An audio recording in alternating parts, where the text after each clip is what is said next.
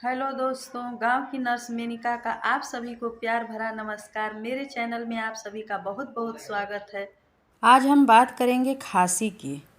खांसी के विषय पे चर्चा करते हैं। तो खांसी, जैसे मौसम चेंज होता है तो खांसी आती क्यों है? इस समय सबसे ज़्यादा मौसम चेंज हुआ है, बादल छाए हैं। इसमें मौसम चेंज होते ही बच्चे, बड़े, बुजुर्ग सभी को खांसी आ रहे हैं। आते हैं तो ये खांसी आने के बाद जल्दी ठीक नहीं होते हैं। तो ऐसा क्यों होता है?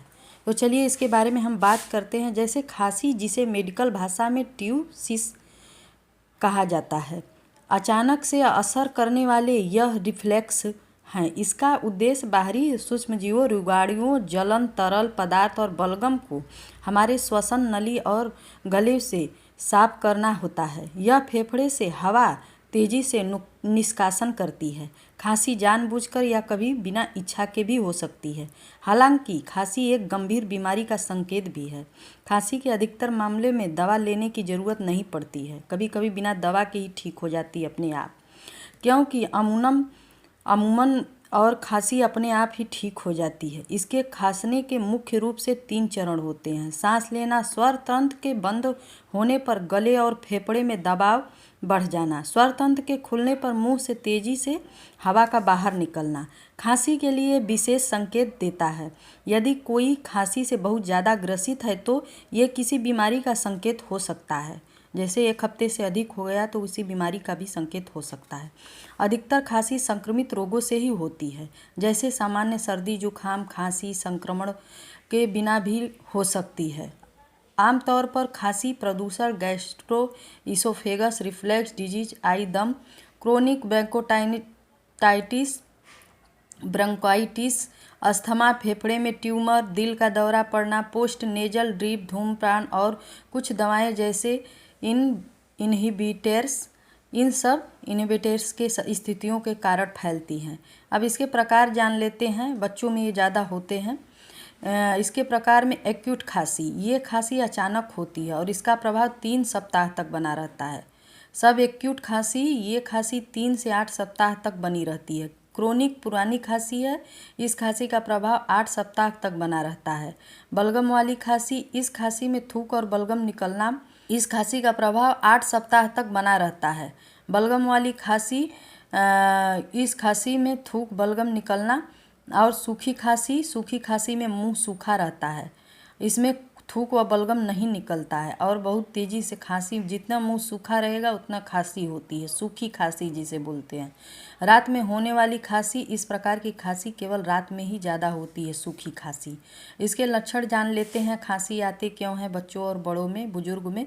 लक्षण, खांसी के लक्षण व संकेत दोनों ही खांसी के कारण पर निर्भर करते हैं। विभिन्न कारणों से होने वाली खांसी के अलग अलग लक्षण भी हो सकते हैं, लेकिन कई कारणों से सामान्य लक्षण देखे गए हैं। जैसे कि क्रोनिक खांसी के मामले में एक्यूट खांसी के लक्षण अब हम जानेंगे।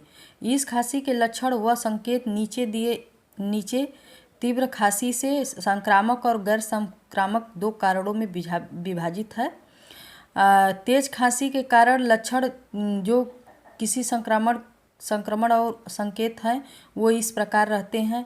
बुखार, ठंड लगना, बदन दर्द, गले में खराश, मतली, उल्टी, सिर दर्द, इस साइनस में दबाव, नाक बहना, रात में पसीना आना और पोस्ट नेजल ड्रिप आदि। कभी कभी ये बलगम और कफ संक्रमण की उपस्थिति को दर्शाते हैं, लेकिन ये गैर संक्रामक रोग कारणों से भी दर्शाते हैं। इस खांसी के लक्षण जो कि असंक्रामक कारण की ओर हो सकते हैं, इसका संकेत वो इस प्रकार है। जब कोई व्यक्ति किसी ऐसे वातावरण में जाता है जहां केमिकल व सांस लेने में तकलीफ होती है तो वहां भी उस पदार्थ से खांसी आती है और खांसी होने लगती है, तो यह असंक्रामक कारण हो सकता है। बच्चे को अगर कफ और खांसी है तो उसको क्रोसिन सिरप, पैरासीटामॉल के आधा चम्मच दे सकती हैं 3 बार दिन में, और 1 से 3 साल के हैं तो 1 चम्मच दे सकती हैं। उसके बाद सिरप विकोरिल करके आता है, उसको आधा चम्मच छोटे बच्चे को दे सकती हैं, और 3 से ऊपर वाले बच्चे को 1 टीस्पून यानी 1 चम्मच दे सकती हैं 3 बार। टिक्सिलिस्क नाम एक सिरप आते हैं खांसी के, उसको आप छोटे बच्चों को ना दें, और ये जो 1 से 3 वर्ष के हैं उसको आप 3 टाइम 1 चम्मच TDS करके दे सकती हैं, यानी 3 बार।